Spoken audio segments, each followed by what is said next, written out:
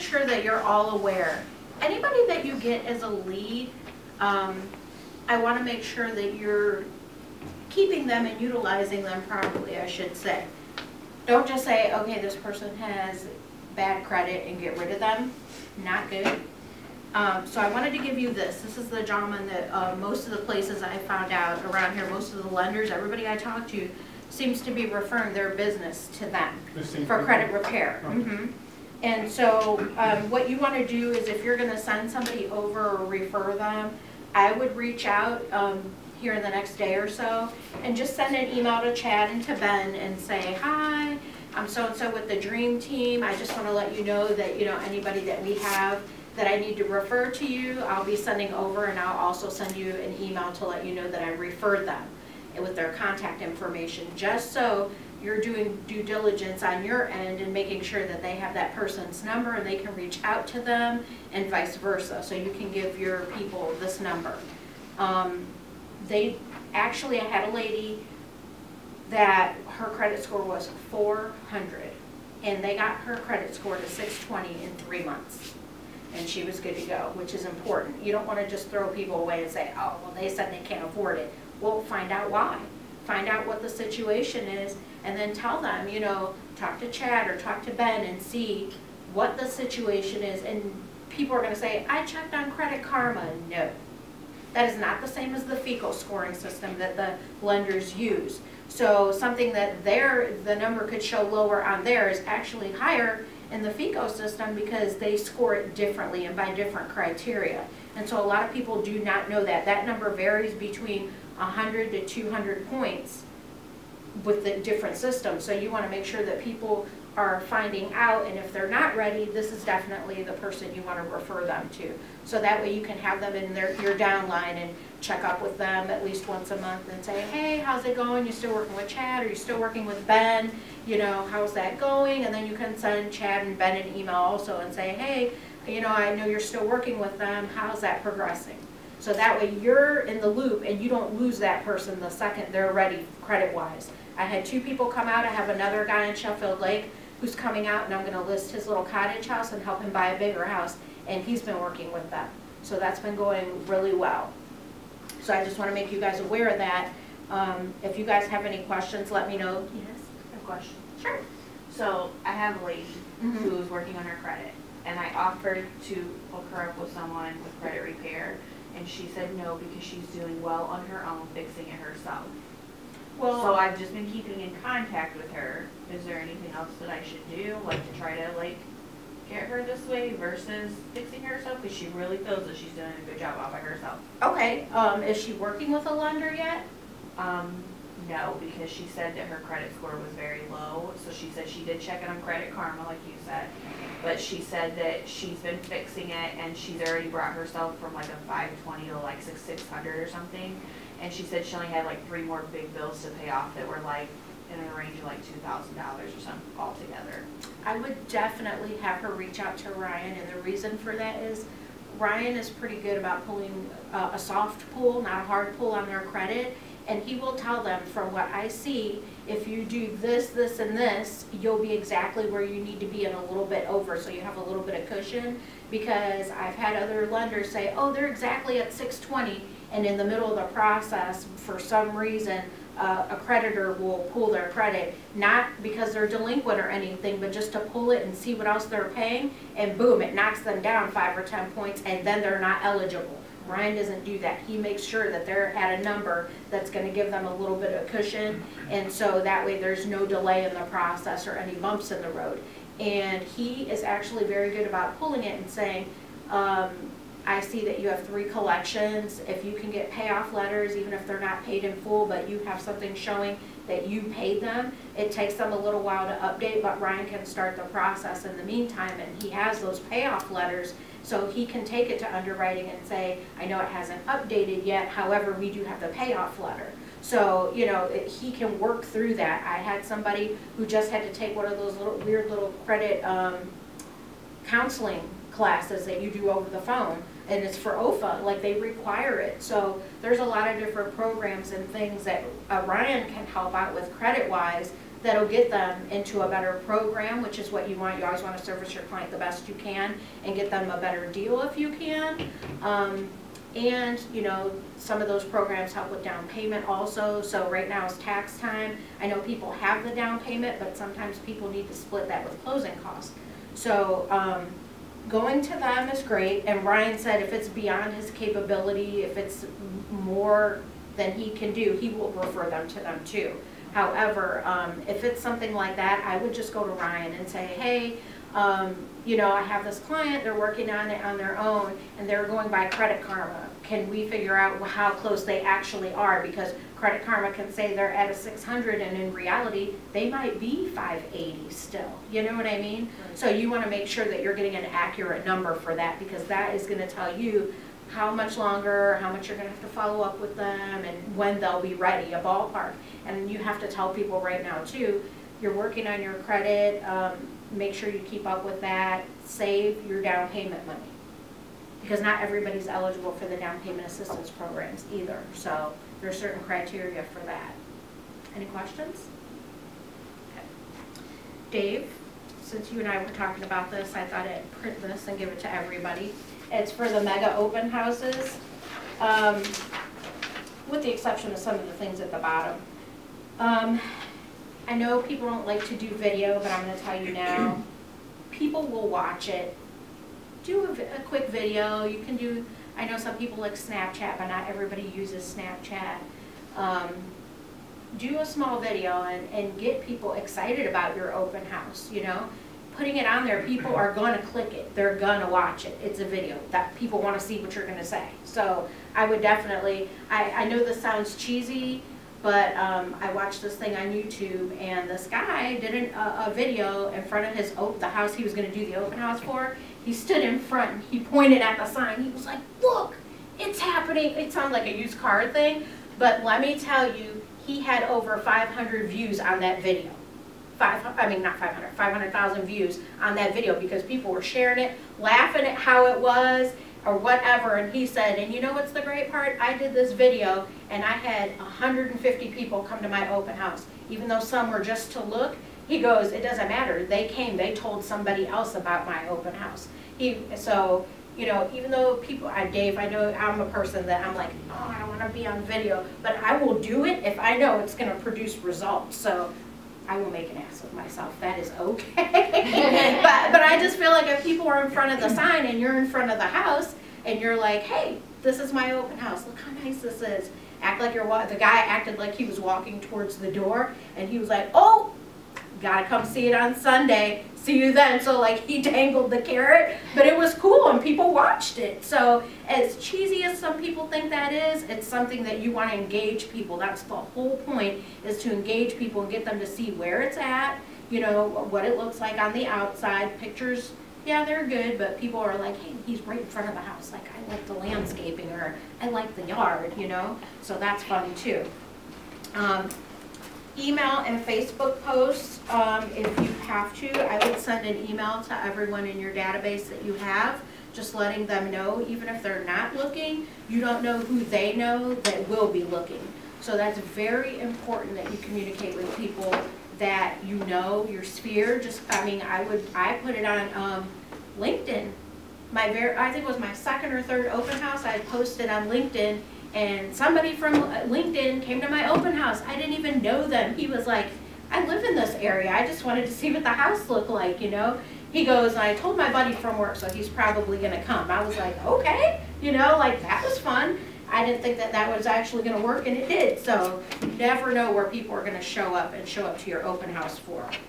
Facebook, we already discussed before, but Dave had some interesting information. He didn't think it was going to work, and he shared his post. Well, I didn't think it was going to work. I just didn't know how it was going to work. Yeah.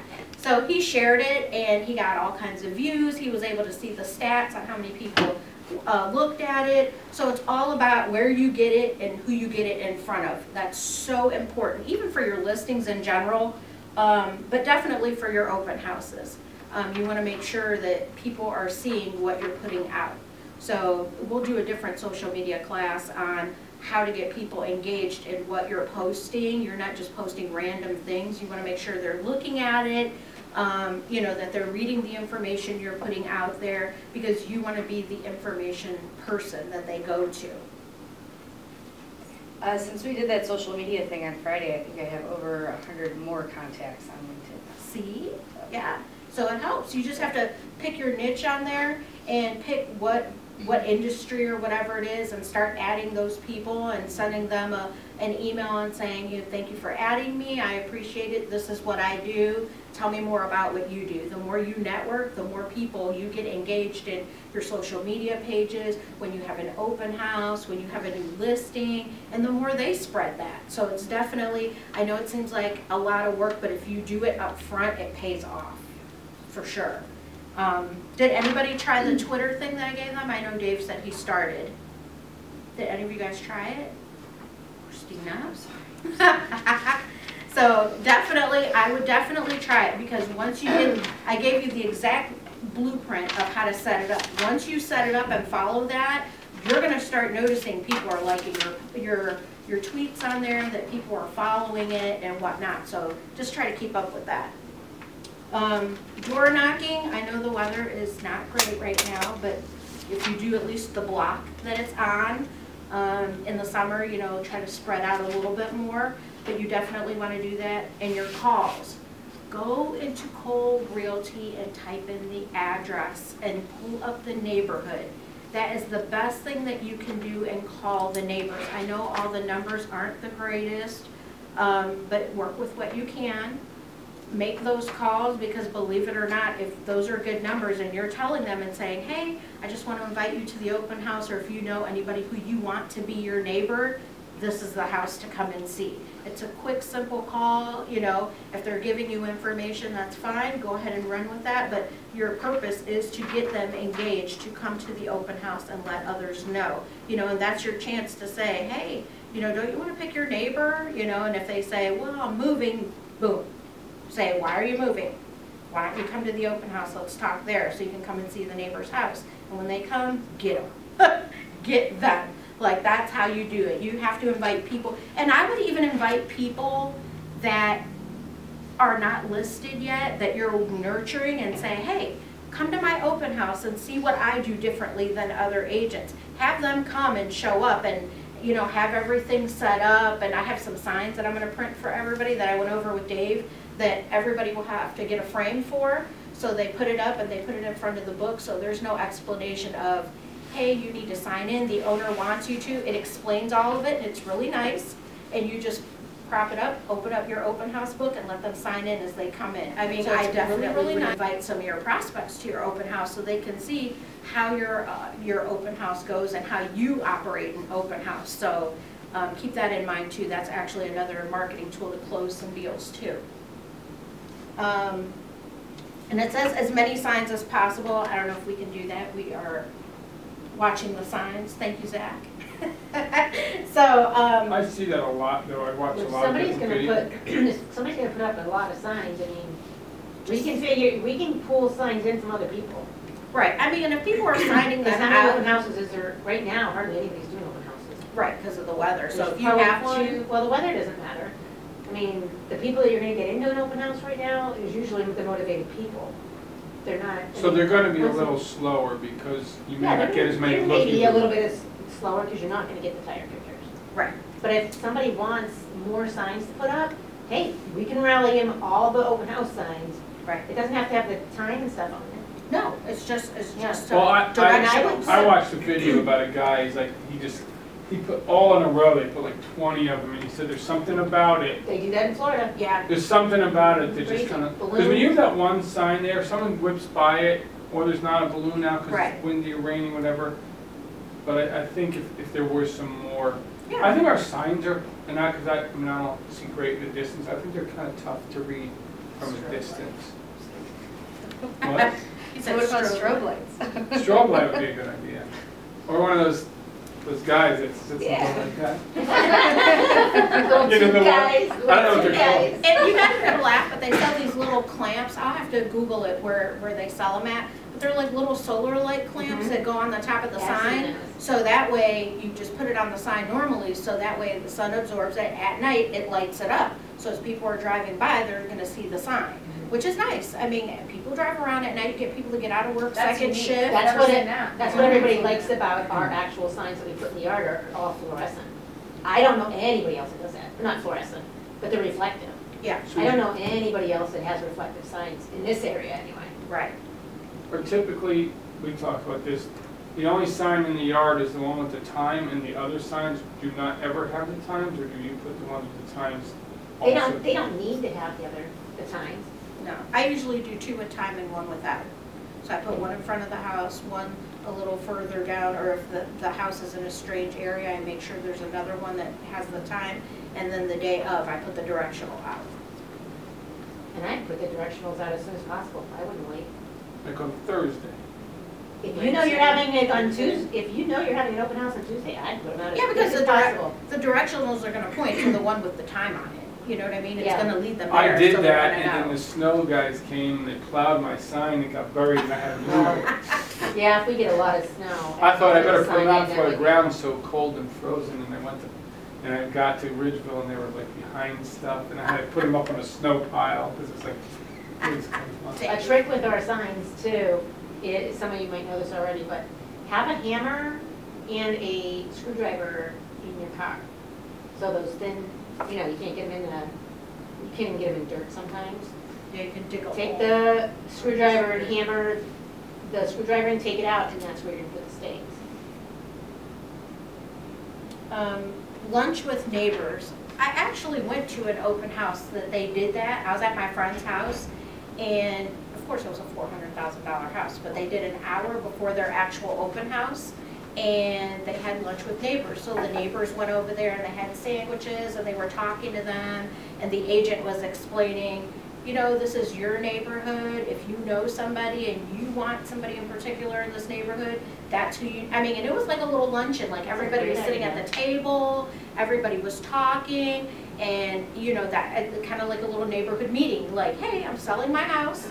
I want you guys to be the first to know before people get here for the open house. So if you know somebody, send them to the, you know, send them my way, let them know this house is on the market, and I don't think it'll be there for long. So you want to make sure that you're sending, you know, people that the neighbors like too. That's a And great that, idea. yeah, well, and it gives them the opportunity to feel like they have some say-so in what's happening in their neighborhood by being able to send people, you know, whether they choose it or not is a different thing, but the fact that they're sending them to you, and that's how you get some leads too. They think you're special maybe too, Yeah. because The they're one- getting it at a different time. The Right. one video I watched, the guy was saying that we're having an exclusive party or private open house for neighbors only. It's gonna be about an hour before the real one, so you guys will have be the first ones to have the opportunity to come in, see the house, and if you have any questions about what's currently going on in the market right now, Yeah. I'll be there to answer those questions during that hour. Yeah, maybe Well- get the neighborhood comps with you. Well, that's what I was gonna say That's next, awesome. is do a CMA and pass it out for that hour beforehand to give out to all the neighbors and say, look, this is what your neighborhood's doing. If you know somebody who's looking, let me know, or if you're looking to sell, this is what your neighborhood's doing, know it ahead of time, and give me a call. So you can hand out a postcard with that, you know, your information on it. Business cards, I feel like you can give them out, they're a little smaller. I feel like if you give out something a little bigger, it's something they notice, or they put it on their fridge. I've gone to a lot of houses that have postcards on the fridge with the realtor's information on it, and they leave it there, so. And then, of course, the open house. So, for the open house, I know we were talking about it before, Dave, about buying food. Here's the good thing about having Or chili. here's the good thing about having vendors in your network. Would you like to help sponsor and host my open house? Reach out to the title company, reach out to the lender. If you know an inspection company, Nina's willing to do it too. She came and brought a whole big smorgasbord of things to my open house, which was nice. Make sure that you're using the vendors to your advantage. You know, they want to be marketed too, and since we use them, that's a good way to do it also. Even on brochures or something that I'm sure we can do with Zach. When we we get open house brochures from whoever's gonna be doing them, whether it's the lender or whatnot, to co-brand it, you know what I mean? To have the, if we're gonna do it ourselves and we're having Nina sponsor it, then say, hey, you know, we're gonna put your information on here. And same thing with the lender, like you wanna get people who come in, if they don't have a lender or they're just coming to look and be nosy, to have a lender's information on there because they're like, oh, well, I like this house, I'm not pre-approved, but maybe I can be. And sometimes they don't want to give you financial information. So the whole point in that is to give them somebody to go to, and you want it to be your person. You don't want them to go to the bank or find somebody online. You want it to be the person that we work with because you already have rapport with them. And that's a good way that they see that you're sending them business, because they'll call and say, I got this flyer from this open house, your information's on here, I want to know more about getting pre-approved. So that's a good way to work for your seller and to get buyers. And how much better, like, for somebody to come in there, a buyer or a seller, because we know sellers come into open houses, they want to see Yeah, their interview. neighbors. Yep. How great would it be to have some vendors there and thinking, you know, they walk in thinking, oh, wow. Well, and the I've never been purpose, in an open house where vendors are there. well, you know? and yeah, and the purpose in that too is to send your prospects who are considering listing their house, and they come and they see you have all this food out, you have a vendor sitting there with you, because Nina will stay during your open house if you ask her.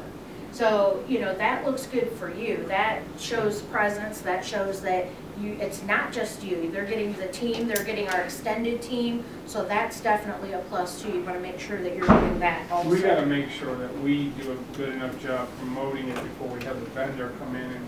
Well, yeah, that's the Yeah. purpose. Well, they can maybe No. help you promote it too. Yeah, and that's another thing. Involving the vendor helps a lot. Could you pass that back to Christina, please? Oh, thank you. Yeah. You're welcome. Okay, next, I have 101 social media posts for real estate. Okay? Over each one, honey. No, I'm gonna let you read it. I want you to pick 5 that you like and 2 that you'd like to try, but you don't know enough about that you wanna post. So put a check mark next to the ones that you like, that you've done, and a star next to the 2 that you'd like to learn about, or that you'd like more information so you can post knowledgeably about it.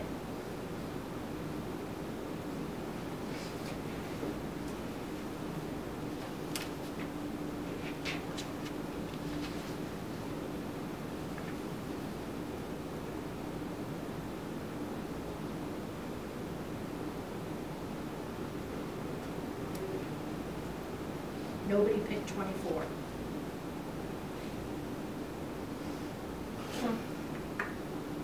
I should have just X'd that out.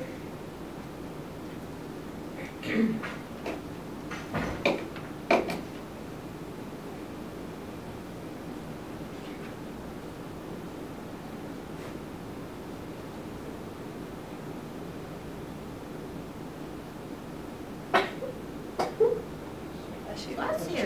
Bless you. Thanks.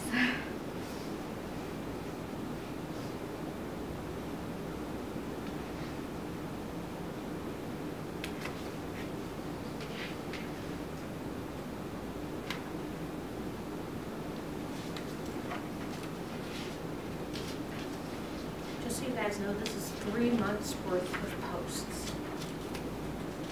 So if you're using social media to your advantage, I'm gonna start spying on everybody's social media and making sure that you guys are actually utilizing it to get yourself business. You guys need to learn how to lead generate a little better. And believe it or not, you think these things are corny, but they are proven to work.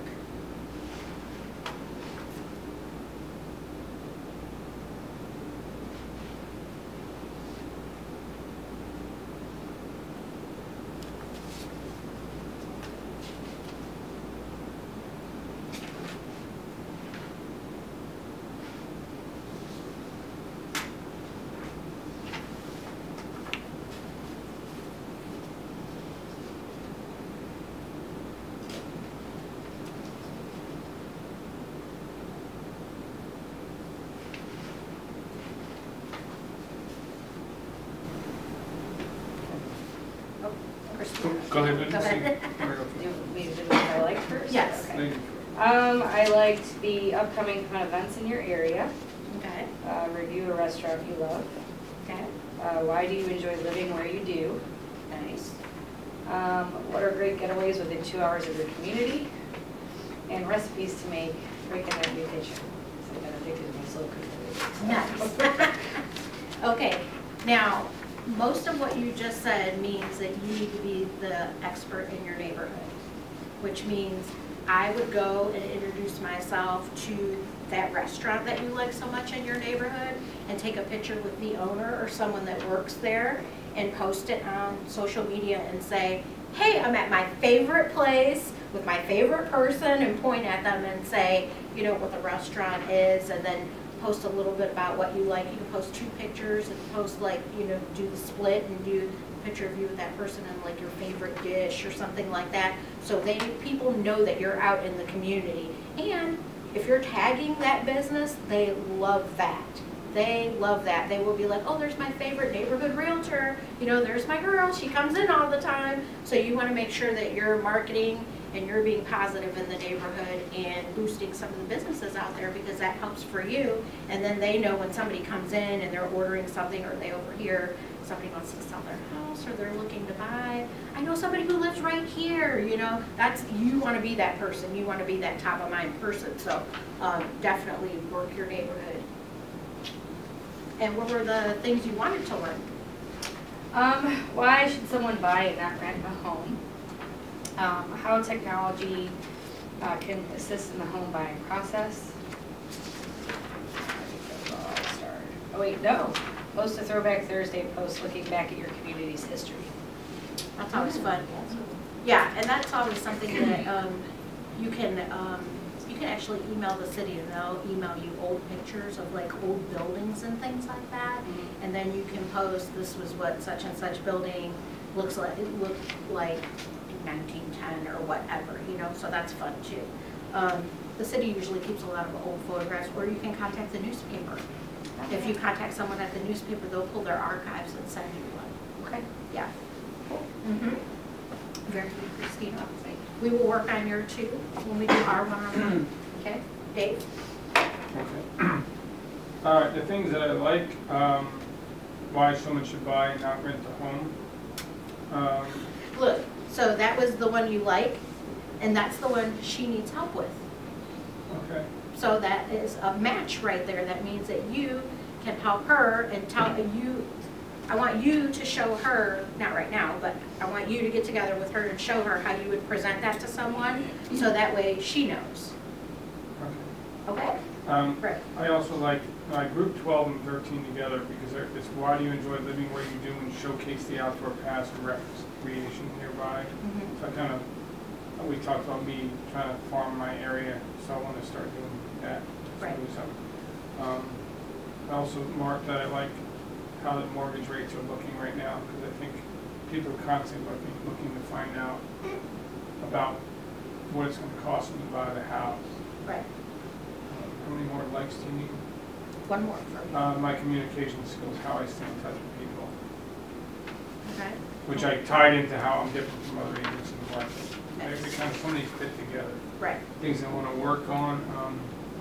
Mortgage help, what are the different types, how to qualify. I'd like to be able to get more knowledge, be able to post that out to people. Right. I know you got a lot, you can call Ryan or any of those guys. And Ryan will put things together for you that you can post, so just so you know. Now, I'd like to start, because I thought of this more in the summer, because I do like working in landscaping and stuff, but like house care tips or yard stuff. I want to be known for the guy who's always putting stuff out about special things to keep your grass good, or what to do during times of year. So you want to be your neighborhood specialist, and I want everybody in my neighborhood to have their house look nice. Yeah, I want the home values to stay up. Right. You want everybody's house looking good, so when you sell one in the area or bring somebody new, their house is happy. Good one, Dave. Very good. Those are more of that. No, that was it. Okay. Dave's like, I'd go on. You gave No, me I marked it. I'd like to do more videos or photos of me.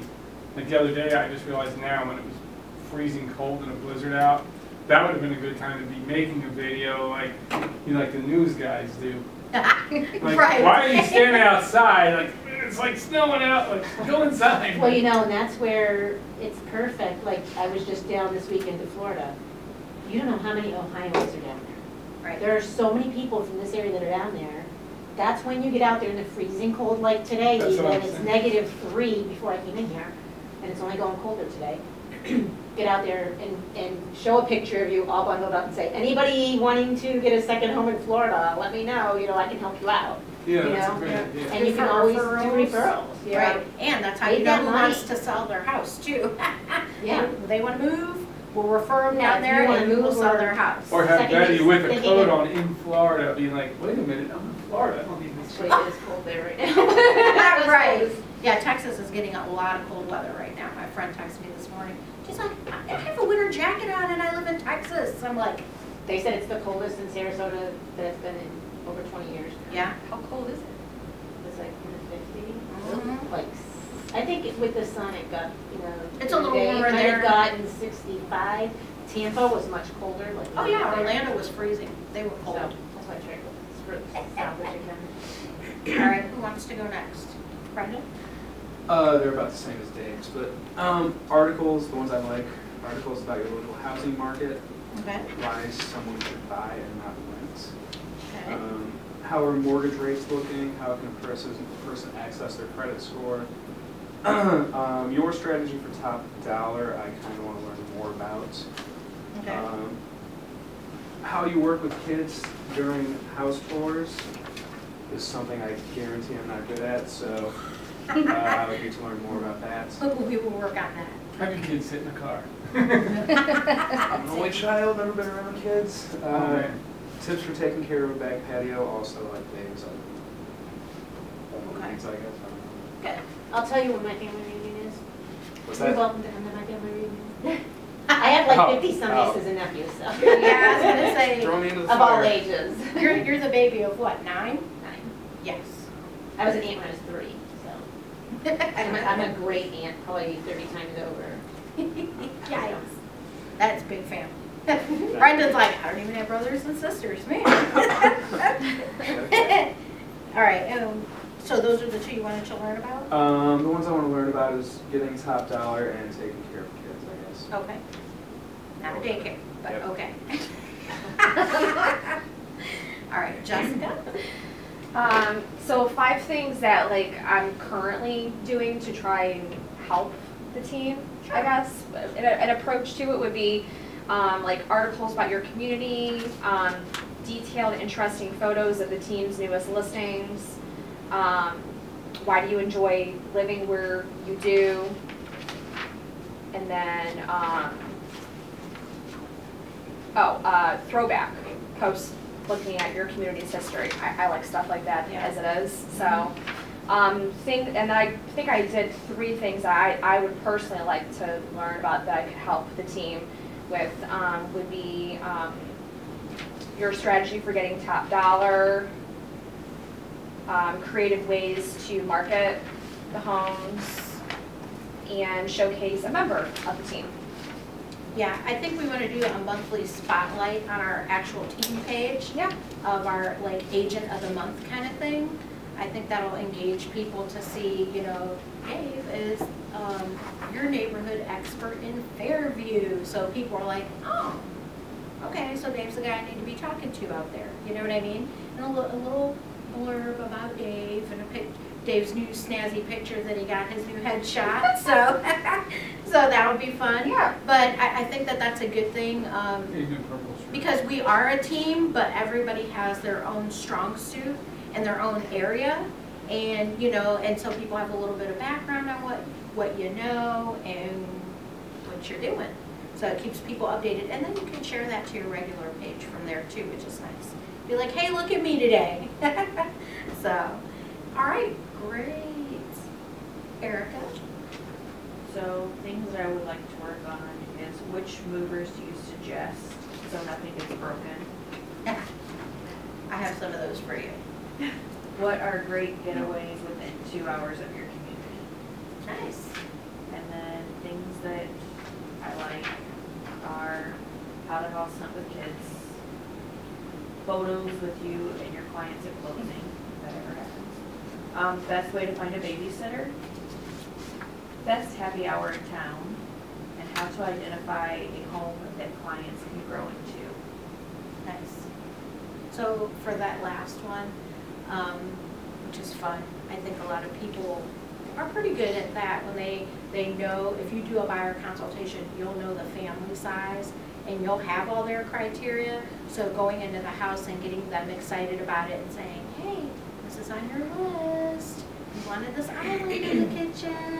It's nice, you know, or you have an extra bedroom for your mother-in-law. We don't want to keep her, but for when she's here.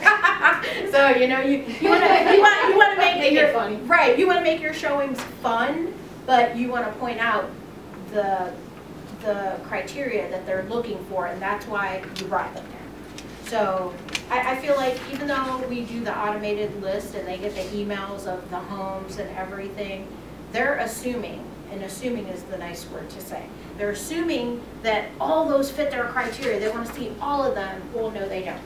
We're only limited on how many boxes we can check to set that criteria up. So, you know, this house might be perfect, but it's a one-car garage. So if you decide to take them to that, say, keep in mind, this only has a one-car garage. Can you live without that? When you're setting up the appointment, tell them, I know you wanted a two-car garage and the house has everything you want, but this is only a one-car garage. Before we go out, I want to know, is that something that you can do without, or do you still want to see the house? If they still want to see it, then you know it, so keep it in the back of your mind that the two-car garage that they told you they wanted isn't a number one priority. Only in the half of the garage, you know what I mean? But they'll be like, all right, my daughter doesn't need to park in the garage. My husband can park outside. You know what I mean?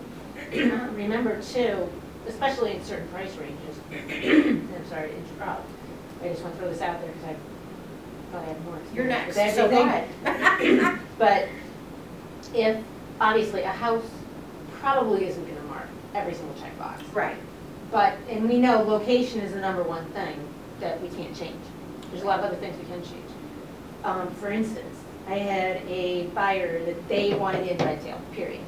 But then they wanted a specific house, and this was back when more houses were listed, so this was probably 6 years ago, something like that. They wanted a 3-car garage.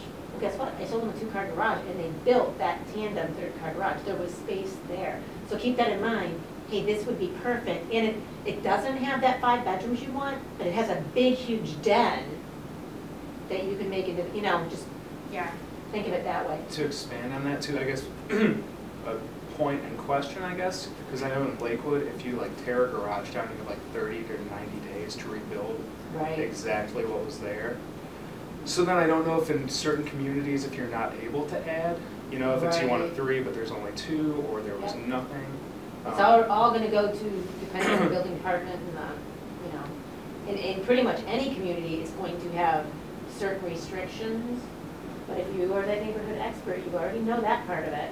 Well, you know, my guy that I'm working with right now, he wants a 4-car garage.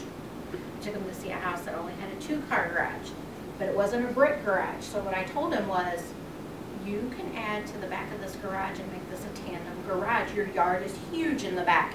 So you can add basically another garage basically connected to this, so you can pull in 2 cars on this side and 2 cars on this side. Well, him and his wife are going for a second showing on that house now because I gave him a contractor, and I gave him a guy who does garages, and I gave him one of those places where they send you like the metal garage that you put together. That's like the big steel things that you put together. And so he has 3 different options now. So the best thing to do with your clients is to give them options. If they feel like they're boxed in, they're not going to choose something. But if you give them the resources and those options, they're going to consider that. You're going to take them to see less homes, and you're going to be able to narrow them down. So now he's excited. He's like, I love this huge property. He goes, and that's a great idea. He goes, I can just add back and just pull 2 and 2, because he has 2 classic cars that he doesn't drive all the time. So it's just for storage, basically. So I told him, if you do that, they can go in the back, and you and your wife's car can be right here, so you can pull in and out. And then when the nice summer days come and you want to move, you know, drive one of the cars, just move them in the garage. And he's like, I love that idea, because that is the house that they love. They love that house. The garage was the only problem, and we looked at other houses that had the bigger garages, but the house didn't fit. So I said, you know what, we're just gonna fix this. So I sent him all this information, and he goes, oh my God, I might actually buy this house. He was so excited because it wasn't gonna take any space out of his yard, because the yard was so, I think it's like 1.5 acres. So he's not missing, yeah, he's not missing any of that yard by adding that on to make the garage tandem at all. So then what happens? The contractor comes out to the property and looks at it, or how does that work out if they get a quote from the contractor? Quotes are usually free from the contractors. They'll come out and like what he's doing is he contacted the contractor I gave him, the garage guy, and he drove out there and walked around. It's a vacant property. Walked around, looked at the property, and sometimes if it's a listing, I'll call and say, hey, my client's interested in buying your client's listing. He wants to have a contractor look at the garage because he wants to extend it, and you know, he might be willing to put in an offer. Is it okay if the guy just walks around the property and have them check with their client? And if their client wants to sell that house, they're going to say, yeah, have them come out and look. You know what I mean? Because if I'm selling it, they're doing that after I don't own it. It's not that big of a deal, you know? So, and he actually has him scheduled to go out there and look and take pictures and everything, so he can give them an estimate, so. And it may be where somebody has the cash to do that, Right. you know? So- Yeah. And another point on that is there's, a lot of communities have a number of annex structures you can have in the back and a percentage of concrete. Yeah. That can be behind a certain point. Yeah, so you can do So like based- carports and stuff. Yeah, but based on the yard size, you know, if it's a small yard, you can't have a Right. whole backyard being Yeah. garages. Right, You have to go through the building Right. department. yeah. Yeah. Yeah, but the whole point in that is for you guys to have options available. Like, if you guys need a contractor for something, I have a whole thing in my phone of business cards for everything you can think of. Waterproofing, sewer, whatever it is. If you need something and you're at a listing and you're like, okay, I know already we're gonna need this and that, I'll shoot you some business cards from my phone and say, so when you start talking to this person, say, hey, here are some people that I can get you to come out, give you a quote, or get you some information on, so that way, you know, if you decide on this property, you already know who you can work with. You know what I mean? You wanna remember who our vendors are, and always keep that in your back pocket, because that's kind of your mini arsenal. Somebody will go to a property and say, I like this house, but I feel like this porch should be a little bigger. Well, how much would it be to add the porch? You know what I mean? Are you able to do that? Is that something you need to do this year? Can you wait until next year? Some people, you tell them, why don't you wait till next year income tax? It'll cost, you know, like I have a guy who bought a house and it didn't have central air, but it was ducted for it. All he needed was the condenser and whatever. So we called, and Geisel told him, it's only going to be $2,500. He goes, what? I'll just move there now because it's winter, and in the summertime when I get my bonus at work, I'll just pay and have it done. You know what I mean? So you have to give them options, because people are not thinking of that at the moment, and they're relying on you to give them options. So make sure that you have that in your arsenal. You're the professional. Right. So, like this weekend, I had an open house, and the person who came to see the house already had a realtor, but they were like absolutely in love with this house. But the whole time they were walking around trying to figure out two things. One, where the TV would go, and two, if they could put a bathroom on the first floor. So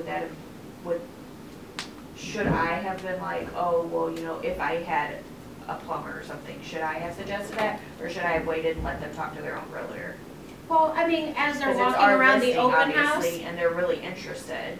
Well, and as they're walking around the open house, you're allowed to talk to them. You're just I not was. allowed to get, you know, try to get them I to. wouldn't give them any of our vendors. No, not our vendors, but I would give them the suggestion, you know, right over there would be a great place for a half bathroom. You know what I mean? Yeah. Or, you know, it's right behind the kitchen, so plumbing's already there. It would be easy to add, you know, and I would say just call some contractors and get some quotes before you put in an offer, so you know that it's something that you want to do. And you'll be amazed at how many people are like, like, if you have to get their wheels going, because that's the house for them, but it's just that one little thing. We'll give them some options. That's what I'm saying. You give them those options, and that will lead, you can lead them to water.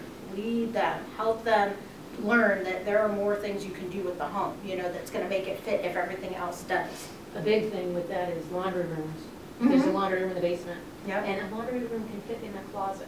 Right. You can do stackables. I mean, there are so many options people don't even think of. We had a lady who, in her basement, she had a washer dryer. She was really old. And so she's like, I like this house, but I don't want to go to the basement. Her son was like, guess what? There are water pipes right under here, Mom. He's like, I can definitely put stackables in here. He goes, so you're not bending over to take stuff out of the dryer. He goes, you can just pull it out right here. It's right in front of you with the stackable, and I can put it over here off of, you know, where the, what do you call it, where the coat closet is and stuff. He goes, it's just you. You don't need a coat closet. We had somebody put a stackable in, the house had 2 laundrooms. I think it's just they didn't want to go downstairs. They put stackables in the linen closet in the bathroom. Where does the dryer vent out to then? Wherever you're, well, with the bathroom, they're usually on outside walls anyway. Right. So you can just vent it right out. Yeah. So, I mean, that's not a big deal to add the vent, you know what I mean? But people are usually worried about, is there water? So you have to tell them, you know, it's right here behind here. That's easy for a plumber to bring up and, you know, and get it done. So, and you can all, you know, if you're at an open house, I would definitely you're supposed to be listening. You're supposed to be very attentive to what people are saying, even if they're walking around and not talking to you. So as they come back, be like, hey, I heard that, you know, you were wondering about this. Let me tell you. And then give them that option. Give it to them so they know. So you don't have to give them the vendor, especially if they have an agent, but let them know what the options are and things they can do with the house. That makes it a little better for them too. And you can close a lot more deals that way, because I guarantee you their realtor's not going to say it. They're not going to do what we do. And if it's our listing and you're doing an open house, if it's your own listing, obviously you can handle it all. If you're doing an open house for somebody else on the team, like say you're doing one for Chris, whatever, call that agent and let them know, hey, I gave them suggestions for the, like if they're working with another, you know, a broker, you know, and have that agent reach out to them. Hey, you might want to reach out to the other agent and let them know they really like the house and give this suggestion. Right. Help the other agent along, because we know not all agents are from the dream team. Right. You can say, they really like this house, but if laundry was upstairs, that'd be a little better.